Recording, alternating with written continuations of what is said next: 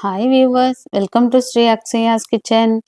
இன்னைக்கு நம்ம கிச்சனில் நவராத்திரிக்கு ஸ்பெஷலாக ஒரு ஸ்வீட் ரெசிபி தாங்க பார்க்க போகிறோம். எப்போவுமே ஒரே மாதிரி பிரசாதம் செய்யாமல் இந்த நவராத்திரிக்கு இந்த மாதிரி ஒரு தடவை செஞ்சு பாருங்களேன். ரொம்பவே சூப்பராக இருக்கும். வீட்டில் இருக்கக்கூடிய இன்க்ரீடியன்ட் வச்சு ரொம்ப ஈஸியாக நம்ம ப்ரிப்பேர் பண்ணிடலாங்க.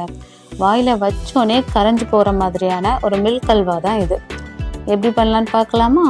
வீடியோக்குள்ளே போகிறதுக்கு முன்னாடி நம்ம சேனலை சப்ஸ்கிரைப் பண்ணாதவங்க மறக்காமல் சப்ஸ்கிரைப் பண்ணிடுங்க. வாங்க வீடியோக்குள்ளே போகலாம். இந்த ரெசிபி பண்ணுறதுக்கு அடிகனமான பாத்திரமாக எடுத்துக்கோங்க. இதில் நம்ம இன்றைக்கி 1/4 கப் அளவுக்கு ரவை எடுத்துக்கலாம். அது எந்த கப்பில் ரவை எடுத்துருக்கீங்களோ அதே கப்பில் மற்ற பொருள் எல்லாமே எடுத்துக்கோங்க. 1/4 கப் ரவை, அடுத்ததான் 1 கப் போல் சுகர் சேர்த்துக்கோங்க.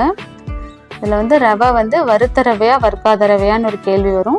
நீங்கள் எந்த ரவை வேணாலும் சேர்த்துக்கலாம். அடுத்ததாக 2 கப் பால்.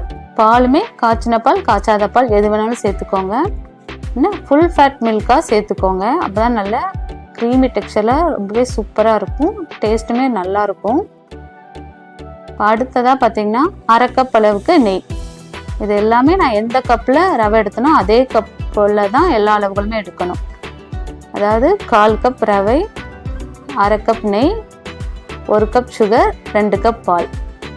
இதெல்லாம் பாத்திரத்தில் சேர்த்துட்டு அதுக்கப்புறம் தான் அடுப்பை பற்ற வச்சு கிண்ட ஆரம்பிக்கணும். ஸோ ரொம்ப சிம்பிளான ரெசிபி. இப்போ இதை நம்ம கிண்டிகிட்டே இருந்தோம்னா ஒரு 5 to 6 மினிட்ஸ்லேயே பார்த்திங்கன்னா இது கொஞ்சம் கெட்டியாக ஆரம்பிச்சிடும். இந்த பால் எல்லாமே நல்லா கொதித்து ரவையும் நல்லா ஊறி வெந்து போய் நல்லா கொஞ்சம் கெட்டித்தன்மைக்கு டக்குன்னு வந்துடும். ஸோ டோட்டலாக இது செஞ்சு முடிக்கிறதுக்கு பார்த்திங்கன்னா ஒரு 15 to 20 மினிட்ஸ்க்குள்ளேயே செஞ்சு முடிச்சிடலாம்.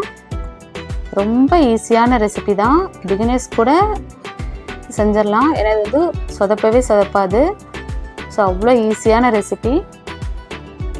டேஸ்ட்டுமே பார்த்திங்கன்னா ரொம்பவே சூப்பராக இருக்கும். இப்போ இதை நீங்கள் கைவிடாமல் கலந்துட்டுட்டே இருக்கணும். இப்போ பாருங்கள், முன்னாடி இருந்ததுக்கு இது கொஞ்சம் திக்காக மாறிடுச்சு. எப்படின்னா பேனில் ஒட்டாமல் நல்லா சுருண்டு வரணும். ஸோ அதுதான் பக்குவம்.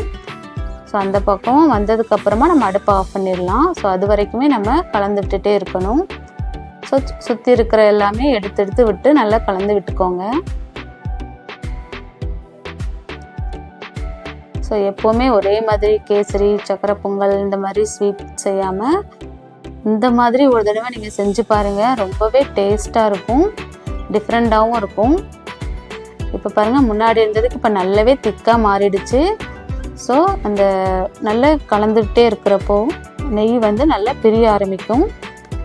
இப்போ பாருங்கள், நல்லா பாத்திரத்தில் ஒட்டாமல் நல்லா, அதாவது சுருண்டு வருது பார்த்திங்களா? எந்த பக்கம் திருப்பினாலும் அந்த பக்கம் நல்லா சுருண்டு வரணும். ஸோ இதுதான் பக்குவம். ஸோ இந்த பதத்துக்கு வந்தோடனே நம்ம அடுப்பை ஆஃப் பண்ணிடலாம். இப்போ மேலே லைட்டாக ஒரு ஸ்பூன் போல், ஒரு ஸ்பூன் இல்லை ஒரு 1/2 ஸ்பூன் போல் நெய் மட்டும் நல்லா தடவி அப்படியே விட்டுருங்க. ஒரு 5 நிமிஷம் கழித்து நீங்கள் பாருங்கள், ரொம்பவே சூப்பராக இருக்கும். நல்லா கெட்டியாக இருக்கும். ஆற இது நல்லா கெட்டியாக மாறிடும். பாருங்கள், எடுத்து போட்டால் இந்த அல்வா பதத்துக்கு வரணும். ஸோ பாருங்கள், ரொம்பவே சூப்பராக ரெடி ஆயிடுச்சு. ஸோ இந்த நவராத்திரிக்கு நீங்களும் இதே மாதிரி செஞ்சு பாருங்கள். டேஸ்ட்டுமே பார்த்திங்கன்னா ரொம்ப சூப்பராக இருக்கும். வாயில வச்சோன்னே கரைஞ்சி போயிடும். ஸோ அந்தளவுக்கு டேஸ்ட்டுமே ரொம்ப நல்லாயிருக்கும். ஸோ நீங்களும் ஒரு தடவை இதே மாதிரி ட்ரை பண்ணி பார்த்துட்டு உங்களோட ஃபீட்பேக்கை மறக்காமல் கமெண்டில் ஷேர் பண்ணுங்கள். இதே மாதிரி வேறு ரெசிபீஸ்க்கு நம்மளோட அக்ஷயாஸ் கிச்சன் சேனலை சப்ஸ்கிரைப் பண்ண மறக்காதீங்க. இதே மாதிரி வேறு ஒரு ரெசிபியோட அடுத்த வீடியோவில் பார்க்கலாம்.